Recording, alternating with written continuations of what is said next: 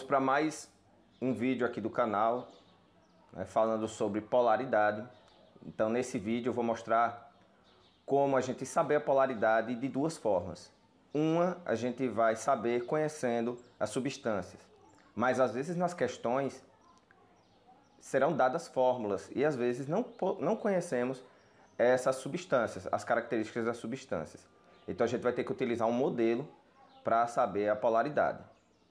Então, caso você não seja inscrito no canal, se inscreva, pois depois desse vídeo a gente vai ter também uma lista de exercícios que está na descrição e depois vou fazer outro vídeo, né, resolvendo alguns exemplos desse exercício. Então se inscreva no canal e ative o sininho para receber as notificações. Vamos lá.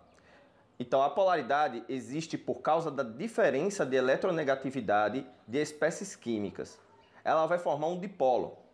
Então a polaridade ela tem características eletrostáticas, ela tem natureza eletrostática. E o que é eletronegatividade? Eletronegatividade é a tendência que o átomo possui em atrair elétrons para ele.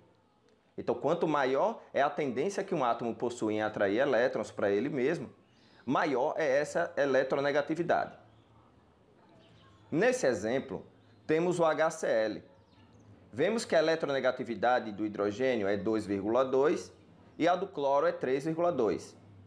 Sendo assim, a diferença de eletronegatividade desses dois átomos equivale a 1. O que acontece é que, como o cloro é mais eletronegativo, ele tem uma região com maior densidade de carga do que o hidrogênio, formando um dipolo com carga parcial positiva para o hidrogênio e parcial negativa para o cloro. Chamamos assim essa ligação dipolar. E como a molécula só tem dois átomos, a molécula também é polar. As eletronegatividades descritas por Linus Pauling estão na tabela abaixo. Vemos que os elementos mais eletronegativos são os mais próximos ao flúor. Na tabela, e nessa tabela vemos que os metais têm baixa eletronegatividade. Quanto maior for a diferença das eletronegatividades, maior vai ser o caráter iônico da substância e mais polar é essa substância. Então vamos para o exemplo do NaCl, o famoso sal de cozinha. Vemos que a eletronegatividade do sódio, do Na, é 0,9 e a do cloro é 3,2, ou seja, a diferença entre os dois vai dar 2,3. Então essa diferença é uma diferença muito grande. Então, a substância vai ser tão polar que há predominância da ligação iônica. Então, a ligação entre o Na e o Cl é iônica, né? São metal mais a metal. Mas essa agora é a explicação do porquê ela é iônica. Então, é essa grande diferença de eletronegatividade. Então, todo composto que tiver ligações iônicas, os compostos vão ser polares, ou seja, eles vão ter polos, um polo positivo e um polo negativo. Temos uma característica muito importante com esse conceito. Substâncias polares dissolvem em substâncias polares. Já substâncias apolares dissolvem em outras substâncias que são apolares. Então, no exemplo do NaCl, vimos que ele é polar. Como ele dissolve na água, a água também é polar. Sabemos também que o peido ele é composto de metano. E quando você peida na água, vemos que ele não dissolve e sai bolinhas. Ou seja, o metano é apolar. O óleo também não dissolve na água e também é apolar. Geralmente nas questões do Enem, basta você saber que a água é polar para resolver as questões. Caso seja alguma substância que não dissolve em água, ela será apolar. E se dissolver é polar. Então a gente toma como base a água. né? Então a água vai ser a base. Agora, claro, caso você não conheça a substância, não vai dar para você fazer dessa forma. Aí você vai ter que fazer uma análise baseada na fórmula estrutural da substância, como a gente vai ver agora. Agora vamos ver por que a água é polar. A fórmula estrutural do H2O é essa aqui. Como sobrou pares de elétrons no átomo central, vemos que a geometria dessa molécula é angular. Então, essas ligações do hidrogênio, elas formam um ângulo, ela não fica linearmente. E isso a gente já viu em outro vídeo. Então, se você não assistiu esse vídeo, ele vai estar aqui em cima no card. Então, vamos usar vetores apontando para o elemento mais eletronegativo para fazer esse cálculo com os vetores. Mas tenha calma, não vai ser um cálculo utilizando números, não. A gente vai utilizar a lógica, tá? Então fica assim.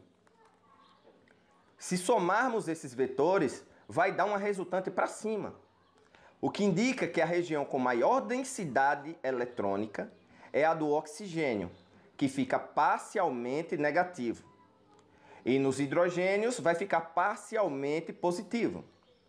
Isso forma um dipolo. Veja, uma região com maior densidade eletrônica, que está do lado do oxigênio, e outra com menor densidade eletrônica, que está aqui com os hidrogênios. Vamos ver o CO2. Aqui a fórmula estrutural tem o carbono como átomo central e o oxigênio faz duas ligações. Então a molécula fica dessa forma. Vemos que não sobrou elétrons no átomo central, no carbono. Então a geometria dessa molécula ela é linear. Colocamos os vetores apontados para os oxigênios, que são mais eletronegativos. Como os átomos de oxigênio são iguais, eles puxam os elétrons com a mesma força, e como estão apontando para diferentes direções, cancelamos os vetores, e isso vai dar zero. Ou seja, o momento dipolar aí é zero, e a molécula é apolar. Então veja que, apesar da ligação carbono-oxigênio ser polar, pois há uma diferença de eletronegatividade, na molécula inteira, por causa da geometria molecular, vemos que o CO2 acabou sendo apolar. Agora temos o BCl3, que é a exceção do octeto. Se você não viu esse vídeo, né, você pode acessar o card aqui em cima, né, para ficar sabendo e depois vir para cá olhar o resultado. Vamos lá. Ele fica com o boro no meio e os átomos de cloro ligados a ele, dessa forma. Como não tem elétron sobrando no central, a melhor forma dele ficar é um triângulo perfeito. Agora apontamos os vetores para o cloro, que é o elemento mais eletronegativo. Esses dois vetores de baixo, a gente pode decompor eles para poder somar com esse vetor aqui de cima. Então a gente pode decompor isso no eixo X e no Y. Cancelamos esses dois vetores, pois estão apontando para direções diferentes e eles têm módulos iguais. E esses dois para baixo, a gente soma. E olhe, quando a gente soma esses dois vetorzinhos aqui decompostos para baixo, ele dá igual ao de cima, só que apontando para direção diferente. E aí quando a gente soma, como no exemplo do CO2, direções diferentes, mesmo vetor, vai dar zero. Então o momento dipolar é zero, então essa molécula é apolar. Na descrição tem uma lista de exercícios que depois a gente vai resolver em outro vídeo. Valeu!